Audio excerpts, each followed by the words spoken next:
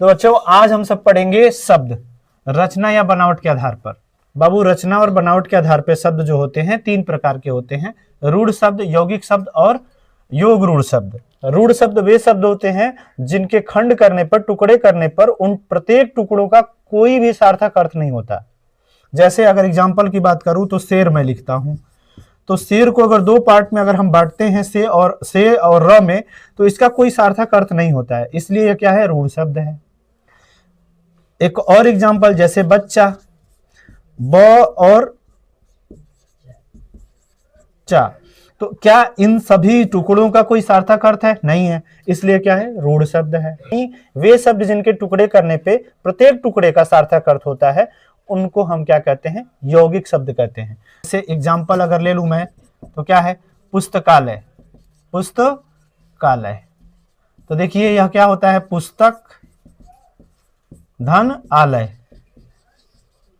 तो बताइए प्रत्येक टुकड़े का, पुस्तक और आलय का ये अर्थ सार्थक अर्थ होता है, इसलिए इसको हम कहेंगे यौगिक शब्द।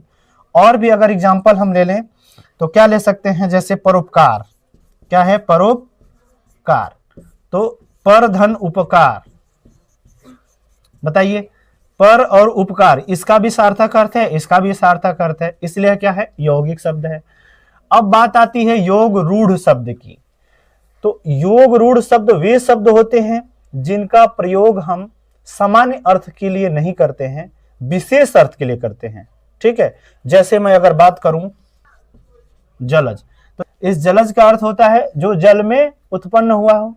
तो वैसे तो बहुत सारी वनस्पतियां जल में उत्पन्न होती हैं, क्या सबको जलज कह सकते हैं? नहीं, यह विशेष रूप से किसको कहते हैं, कमल को कहते हैं। किसको कहते हैं, कमल को।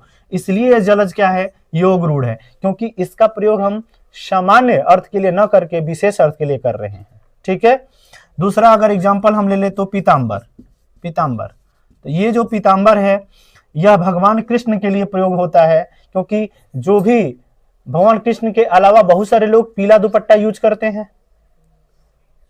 क्या सबको हम पीताम्बर कह देंगे? नहीं, सिर्फ और सिर्फ किसको कहेंगे, भगवान कृष्ण को कहेंगे। तो इसलिए पीताम्बर शब्द जो है ना, यह विशेष अर्थ के लिए प्रयोग किया गया है, इसलिए इसको हम क्या कहेंगे, योग रूढ़ शब्द कहेंगे। तो बच्चों आज हम सब पढ़ेंगे शब्द रचना या बनावट के आधार पर। बाबू रचना और बनावट के आधार पर शब्द जो होते हैं तीन प्रकार के होते हैं, रूढ़ शब्द, यौगिक शब्द और योग रूढ़ शब्द। रूढ़ शब्द वे शब्द होते हैं जिनके खंड करने पर, टुकड़े करने पर उन प्रत्येक टुकड़ों का कोई भी सार्थक अर्थ नहीं होता। जैसे अगर एग्जाम्पल की बात करूं तो शेर मैं लिखता हूं, तो शेर को अगर दो पार्ट में अगर हम बांटते हैं से